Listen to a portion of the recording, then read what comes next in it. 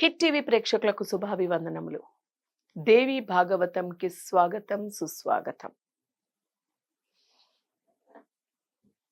ఎప్పుడైతే ప్రహ్లాదుడు శవనుణ్ణి అడగడం మొదలుపెట్టాడో, ఎక్కడికి వెళ్ళి ఏ పుణ్యతీర్థాలలో భూలోకంలోని ఎన్నో పుణ్యతీర్థాలు ఉన్నాయి కాబట్టి ఏ పుణ్యతీర్థంలోని నేను స్నానం చేస్తే ఏ పుణ్యక్షేత్రం దర్శించుకుంటే నాకు మంచిది, ఏది లాభదాయకం అంటే, లాభం అంటే ధనమే కాదండి, ఆత్మానందము, అలాగే భగవదానుగ్రహం పొందడానికి ఉపయోగపడేటువంటిది అని అర్థం.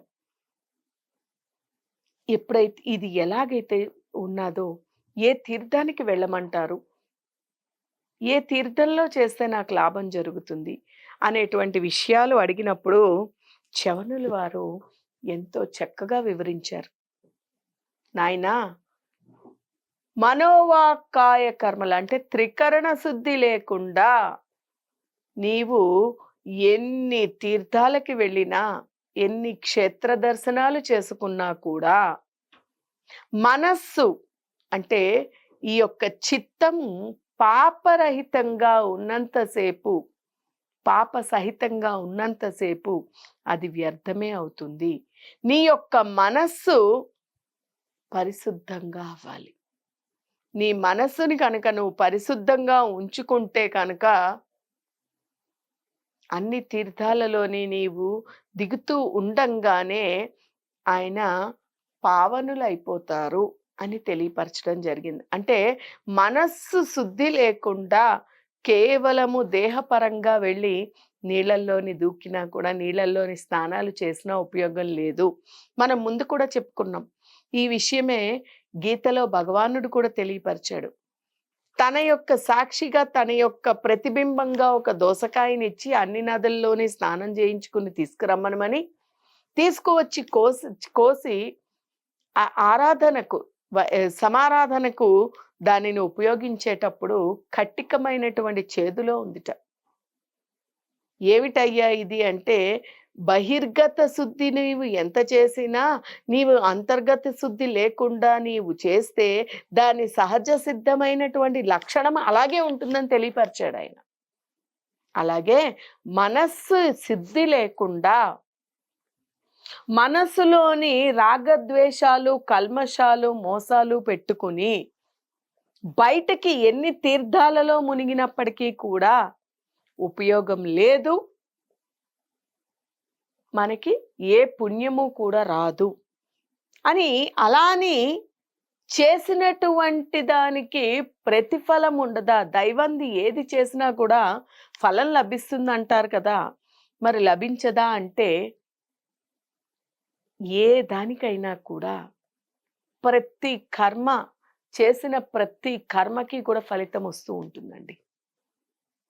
ఫలితాన్ని ఆశించకుండా కనుక నువ్వు చేసినట్టయితే, భగవంతుని నీ మనసు తృప్తికి, భగవంతుణ్ణి ప్రసన్నుణ్ణి చేసుకోవడానికి నీవు చేసినట్టయితే దాని ఫలితం, అది ఏ కర్మ అయినప్పటికీ కూడా భగవదార్పణగా చేసినట్టయితే దాని ఫలితం 10 రెట్లు ఉంటుంది. ఎప్పుడైతే మనస్సు అనేటువంటిది, చిత్తం అనేటువంటిది అక్కడ పూర్తిగా పాపభూయిష్టమై ఉంటే కనుక ఉపయోగం లేదండి. ఎన్ని స్నానాలు, ఎన్ని తీర్థాలు చేసినా ఉపయోగం లేదు. అదే మాట చెప్తున్నాడు. అన్నిటికీ మనస్సే మూలం, మనస్సే ముఖ్యం.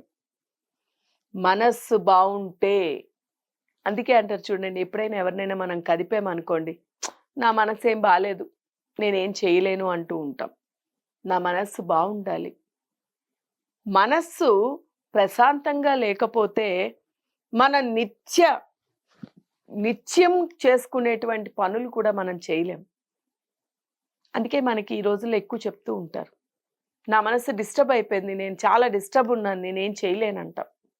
అంటే హృదయం ఆందోళనగా ఉండడంలోని ఈ ఆందోళన బయటికి ఎంత బాగున్నప్పటికీ కూడా హృదయంలోని అలజడి నడిచేటప్పుడు, హృదయం ప్రశాంతంగా లేనప్పుడు ఏమీ కూడా చెయ్యలేం.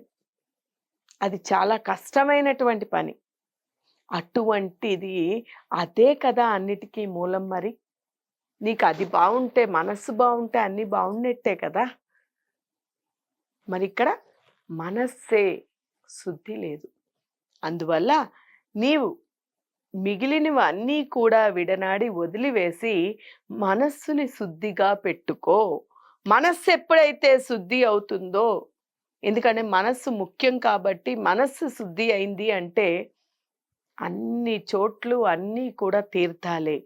ఏమి చేసినప్పటికీ కూడా అద్భుతమైనటువంటి ఫలితం కూడా లభిస్తుంది. ప్రతిఫలాపేక్ష లేకుండా చేసినప్పుడు అన్నీ కూడా లభ్యమవుతూ ఉంటాయి. భగవంతుడికి మనకి ఏమి ఇవ్వాలి, ఎప్పుడు ఏమి చెయ్యాలి అనేటువంటిది భగవంతుడికి తెలియనిది అంటూ ఏమీ లేదు. తన బిడ్డలని ఎప్పుడూ కూడా కాచుకునే ఉంటాడు, ఎప్పుడు చూస్తూనే ఉంటాడు. కాబట్టి భగవానుడు మనని రక్షిస్తాడు. అందుకని నీవు మనస్సు శుద్ధిగా చేసుకో, అప్పుడు నీవు శుద్ధి పొందుతావు అని చెప్పి, అలాగే నీవు అలా చేయకుండా వెళ్ళి అక్కడ ఆత్మవంచనగా పరవంచన చేస్తూ, అంటే పుణ్యక్షేత్రాలకు వెళ్ళి నీ ఆత్మని వంచన చేసుకొని, అంటే క్షేత్రాలకు వెళ్ళి నేను స్నానాలు చేస్తానని వాళ్ళని వీళ్ళని నిందిస్తూ, వాళ్ళని వీళ్ళని మాటలాడుతూ, ఏదో ఒకటి అంటూ ఒక మనస్సుని ఒక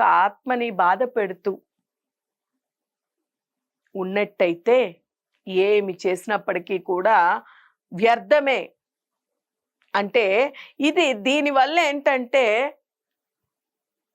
ఇంకొంచెం పాపకర్మ, అంటే దాన్నే ఇంద్రవారుణం అని కూడా అంటున్నాం. ఇంకొంచెం పాపకర్మ అంటే నీవు ఎవరినైతే అక్కడ దూషించేవో, నీవు ఎవరినైతే ఏదో ఒకటి అన్నావో, వారు చేసినటువంటి ఆ యొక్క కర్మలు, వారి యొక్క పాపకర్మలు కూడా నీవు అకారణంగా దూషించిన కారణంగా ఆ పాపకర్మలు కూడా నీకే అంటుతాయి.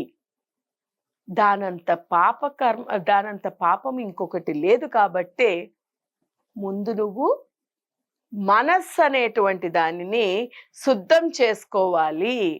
మనస్సు శుద్ధంగా ఉంటే కనుక ద్రవ్యం శుద్ధి అవుతుంది. చిత్తం శుద్ధి ఉంటే ద్రవ్యం శుద్ధి అవుతుంది, సిద్ధిస్తుంది కూడా. ఎప్పుడైతే ద్రవ్యం అనేటువంటిది శుద్ధి అవుతుందో మనకి అన్నీ కూడా సిద్ధిస్తూ ఉంటాయి. అలాగే చేసేటువంటి ధర్మం అంటాం చూడండి, మనం ఒక్కొక్కరికి ఒక్కొక్క ధర్మం ఉంటుంది. ఆ ధర్మాన్ని ఆచరిస్తే కనుక అది ఆచార శుద్ధి అవుతూ ఉంటుంది. ధర్మబద్ధంగా వెళ్ళినప్పుడు ఆచార శుద్ధి అవుతూ ఉంటుంది. ఇవన్నీ ఇలా ఉన్నవాడికి తీర్థంలోని మునిగితే దాని యొక్క పుణ్యము అద్భుతంగా లభిస్తూ ఉంటుంది. లేకపోతే అది కేవలము నిమిత్తం, ఏమి చేసినప్పటికీ కూడా వ్యర్థమే, పాపరహితమే అన్నాడు. ఇంత చెప్పాక కూడా ఆయన ఎలాగైనా సరే భూలోకంలోని ఉండేటువంటి తీర్థాలని చెప్పమన్నారు. కాబట్టి భూలోకంలోని ఎన్నో తీర్థాలు ఉన్నాయి. అన్నిటిలోని కంట ముఖ్యమైనటువంటిది, చాలా అవసరమైనటువంటిది, చాలా పవిత్రమైనటువంటిది నైమిషారణ్యంలోని చక్రతీర్థం.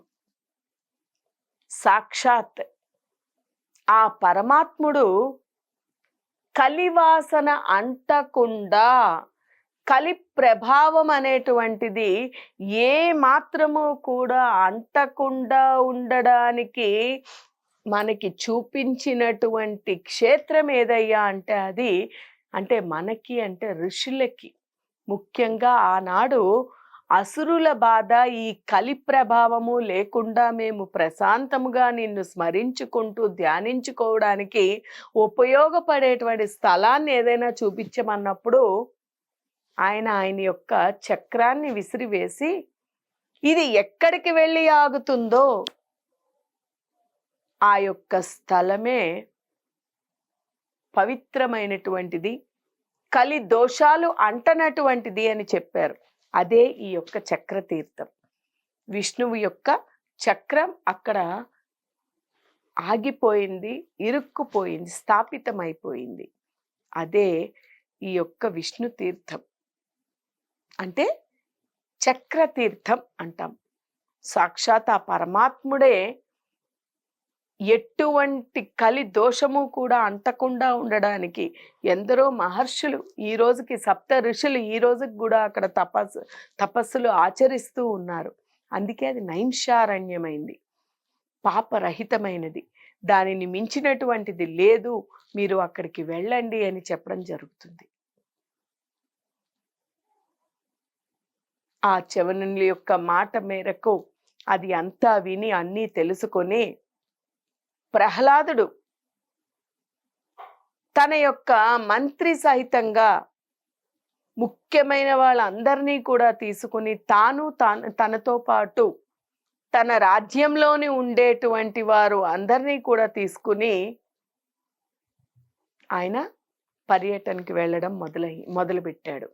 అంటే ఇక్కడ చూసారా, ప్రహ్లాదుడు చవనుడి ద్వారా తెలుసుకొని నేను వెళ్ళిపోతే నేను ఉద్ధరింపబడతాను అనేటువంటి స్వార్థాన్ని ఆయన వాడుకోకుండా, స్వార్థానికి ఉపయోగించుకోకుండా ఆయన తనతోని పాటు తన రాజ్యంలోని ఉన్నవాళ్ళు కూడా ఉద్ధరింపబడాలి అనేటువంటి కోరికతోని, అంటే నిస్వార్థమైనటువంటి భక్తి ప్రేమ, ఆ నిస్వార్థమైనటువంటి భావనతోని అందరూ ఉద్ధరింపబడాలి అని చెప్పి తన రాజ్యంలోని వారిని కూడా తీసుకుని గురువులని, దైత్యులని, అందరినీ, ప్రముఖులను అందరినీ కూడా సమూహం చేసుకుని అందరినీ తీసుకుని బయలుదేరాడు. ఆయన పుండరీకాక్షుణ్ణి దర్శించుకున్నాడు. చక్రతీర్థంలోని స్నాన సంధ్యలు ఆచరించుకొని నైంషారణ్యానికి చేరుకున్నాడు. నైంషారణ్యంలోని ఈ యొక్క చక్రతీర్థం దగ్గరికి వెళ్ళి చిత్తశుద్ధితో, ఎందుకంటే చవనుల వారు చెప్పారు కదా, మనస్సు శుద్ధి లేకుండా ఏమి చేసినా కూడా వ్యర్థమని. చవనుల వారి యొక్క మాటని గ్రహించి తత్వాన్ని, వాస్తవికాన్ని తెలుసుకొని ఆయన చక్కనైనటువంటి చిత్తశుద్ధితోని ప్రహ్లాదుడు తనతోని వారు అందరూ కూడా ఆ యొక్క చక్ర స్నానాన్ని ఆచరించి సరస్వతీ తీరాన్ని, సరస్వతీ నదిని దర్శించడానికి వెళ్ళారు. సరస్వతీ నదిలో ముమ్మార్లు మునిగి ఆ మనస్సు ప్రసన్నము అవ్వడంతో యథావిధిగా అనేక దాన ధర్మాలు కూడా నిర్వర్తించాడు.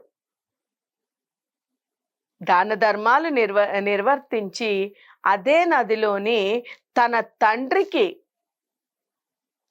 తీర్థ విధులను, అంటే పిండ ప్రధానాలు అటువంటివన్నీ కూడా నిర్వర్తించి